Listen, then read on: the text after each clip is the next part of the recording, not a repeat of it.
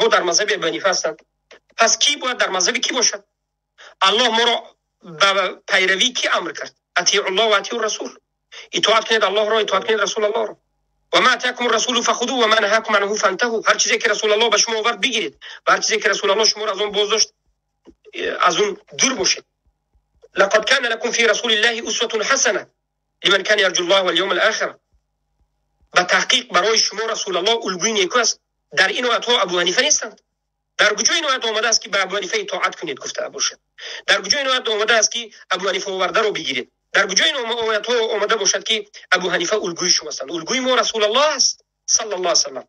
ما وقتی که گفتیم که اشهد ان لا اله الا الله اشهد ان محمد رسول الله گفتیم. اشهد ان محمد رسول الله،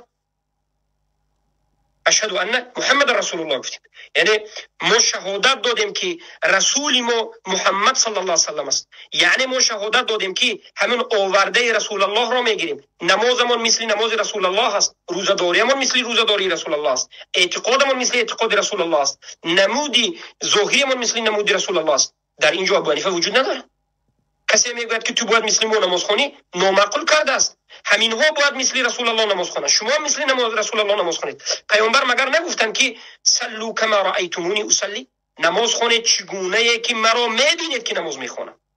پیامبر در یگان جا بدون رفع الیدین نماز نخواندند. رفع الیدین حدیث صحیح از عبدالله ابن عمر رضی الله عنه در روایت صحیح امام بخاری اومد، در روایت صحیح امام مسلم اومده است از عبدالله ابن عمر که پیامبر صلی الله علیه و سلم وقتی که اذا رفع رأسه من الرکوع رفع یدیه، وقتی که رکوع میکردند اذا رفع یدیه رکوع میکردند دستشون رو میبرداشتند، وقتی که سرشون رو از رکوع میبرداشتند دستشون رو میبرداشتند، وقتی که از تشهد اول میخواستند با رکعت سوم دستشون رو میبرداشتند.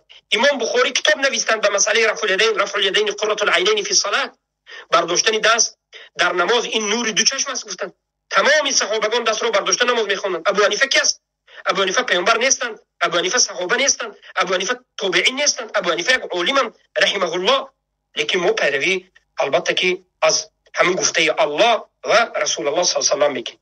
ما به پیروان ابو حنیفه میگیم که ابو حنیفه رو از پیامبر بالا نگیرید.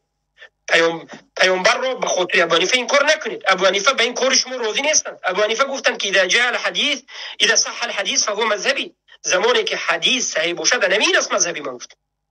ابو حنیفه اگر می بودن در همون خانه همین 4-5 نفر شما رو همینجا یک لطوکوب میکردن، برای اینکه ابو حنیفه یکی از سخت‌ترین کسایی بودند که میخواستند که مردم سنت پیامبر را بگیرند.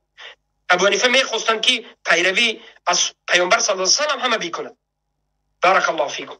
از همین جهت شما پیروی از پیامبر صلی الله علیه و سلم بکنید و اما خنده کردن به سنت پیامبر این کفر است. احتیاط باشید، این خیلی غلط است. بارک الله فیکم.